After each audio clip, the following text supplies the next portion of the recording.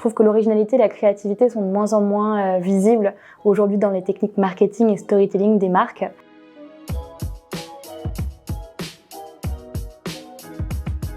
Alors, je m'appelle Noémie Kempf et je suis brand et content stratégiste et je suis aussi la créatrice du podcast The Storyline.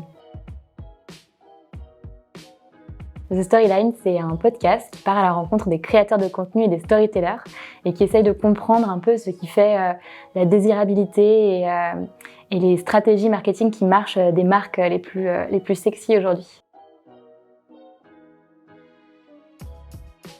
Alors du coup, c'était une notion relativement floue, c'est vrai. Le brand stratégiste va plutôt être au niveau de la définition de ce qui est l'essence de la marque. Sa mission, sa vision, ses valeurs, sa stratégie globale et l'ensemble de ses prises de parole. Alors que le content stratégiste va en fait mettre tout ça en musique, en créant des contenus sur l'ensemble des canaux d'acquisition, de communication et de diffusion de la marque. Et donc créer des contenus beaucoup plus tangibles, beaucoup plus précis, comme des articles, des e-books, des livres blancs, des vidéos, etc., etc. Et le storyteller, c'est pas vraiment un métier. Le storytelling, c'est plutôt la pratique qui dicte un peu tout ça. Et le storytelling, ça consiste à raconter des histoires en utilisant des codes narratifs pour créer de l'émotion et créer un lien avec son audience. Je demande aux gens en fait ce qui fait qu'on est prêt à payer 1 000 € pour un iPhone alors qu'il y a des téléphones beaucoup moins chers ou bien des centaines d'euros pour les dernières Nike alors qu'on peut aller chez Decathlon et payer 20 € pour ses baskets. Tout simplement, c'est la marque. J'ai la chance de pouvoir faire le choix aujourd'hui dans mon métier. Alors oui, j'essaye de choisir vraiment. Je pense que le contenu, c'est quelque chose qu'on fait avec amour, avec passion. Il faut vraiment croire dans la marque avec laquelle on bosse si on veut faire du bon contenu. Donc oui, je choisis mes clients et je les choisis pour leur mission, leur vision, leur ambition. Ouais, je pense que les Français... On s'inspire énormément des codes américains, bien sûr, parce que les Américains sont excellents pour créer des modèles, des méthodes, des frameworks. Je pense que c'est quelque chose de très bien. Mais les Français font peut-être un peu plus les choses à l'instinct parfois et à leur sauce. C'est très difficile de l'expliquer, mais il y a un entrepreneuriat et une scène start-up qui est définitivement et très spécifiquement française. C'est compliqué. Justement, je pense que être freelance, c'est un des plus gros enjeux de la vie de freelance, c'est de faire la part des choses et de splitter le pro et le perso parce qu'on a tendance à faire des choses qui nous passionnent et donc à laisser l'un déborder sur l'autre, plutôt le pro que le perso sur le perso. Mais j'essaie de me forcer à respecter des semaines de 5 jours et à prendre du temps le week-end pour voir mes amis, me ressourcer, etc., etc. Un peu moins que ce qu'on pense parce qu'on reste quand même redevable et engagé auprès de nos clients. Donc en fait, je pense que j'ai une énorme liberté dans l'organisation de mes journées, dans l'organisation de ma charge de travail, dans le choix de mes clients, dans le choix du lieu où je vais bosser ou vivre. C'est beaucoup de liberté, certes, mais quoi qu'il arrive, tu es quand même au service de ton client avant tout. Et ça demande beaucoup d'organisation et ça demande beaucoup d'implication dans tes tâches quotidiennes. Ça rejoint pas mal en fait la question sur les Américains versus les Français. Je pense que aujourd'hui le marketing, comme beaucoup d'autres disciplines, beaucoup de gens très créatifs ont un peu posé les bases il y a une vingtaine d'années. On a découvert des recettes qui marchent et en fait la plupart des marketeurs les approprient et les répètent. Donc on voit beaucoup de choses qui se ressemblent et qui se succèdent. Et je trouve que l'originalité et la créativité sont de moins en moins visibles aujourd'hui dans les techniques marketing et storytelling des marques.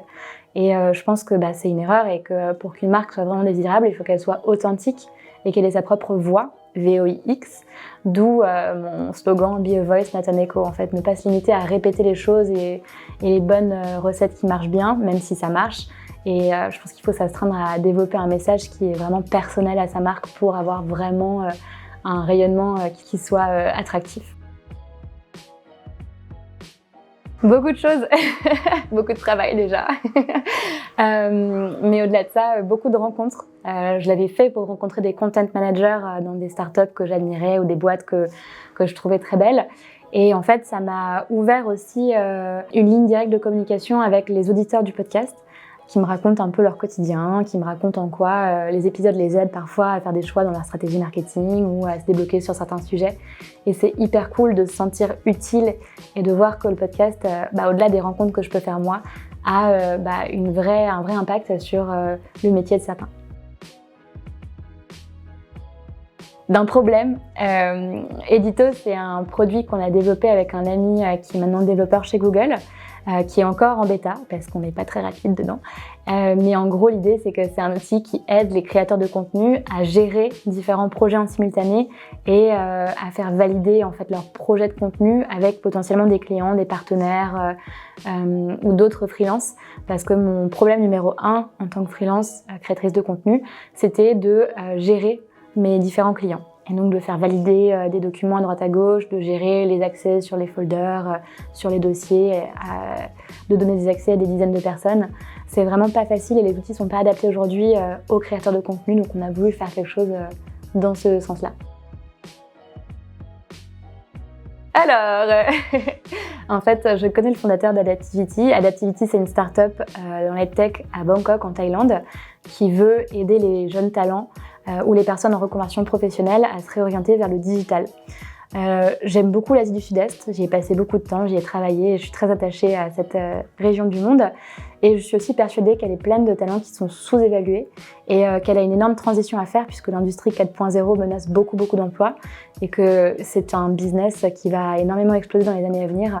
En tout cas, les métiers du digital vont devenir indispensables et des entreprises comme Adaptivity sont en fait en amont de phase et un peu pionnières sur ce domaine. Donc je crois énormément dans leur mission.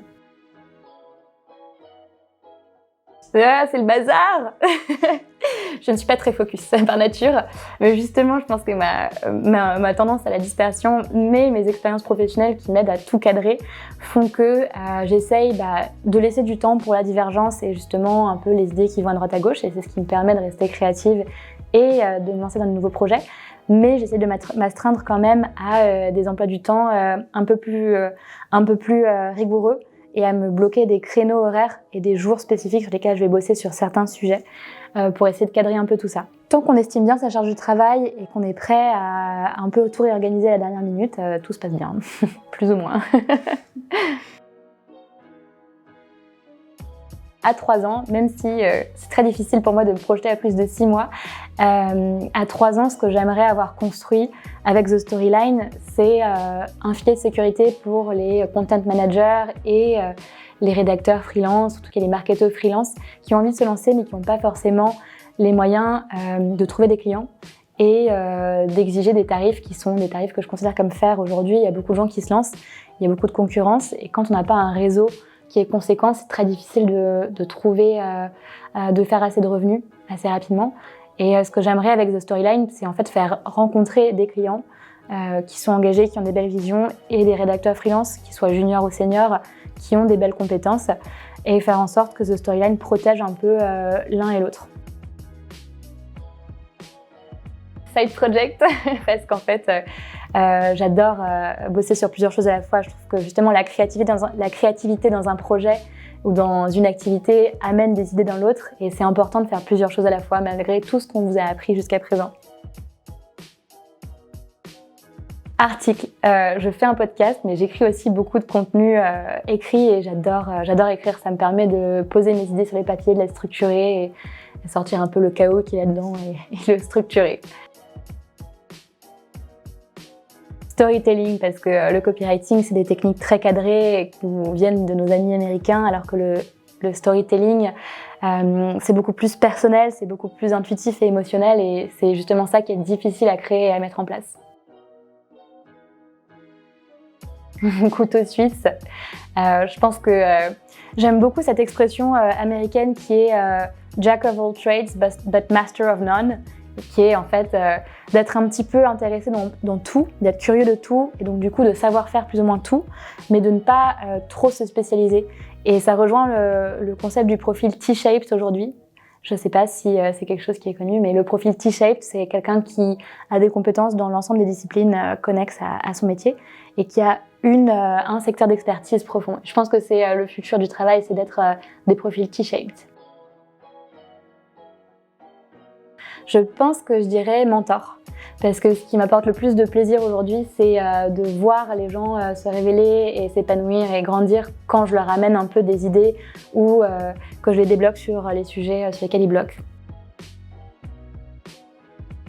Je pense qu'un truc que j'aurais aimé qu'on me dise avant, et je l'ai découvert toute seule, mais un peu plus tard, c'est qu'il n'y a plus de voie royale et qu'en fait, l'enjeu aujourd'hui, c'est d'aller hors des sentiers battus plutôt et d'aller le plus loin possible et d'explorer le plus de choses possibles sans vous laisser contraindre dans un métier qui ne vous correspond pas. N'hésitez pas à explorer, n'hésitez pas à arrêter, à aller complètement à l'opposé de la direction que vous avez prise parce que c'est hors des sentiers battus que les belles choses se passent.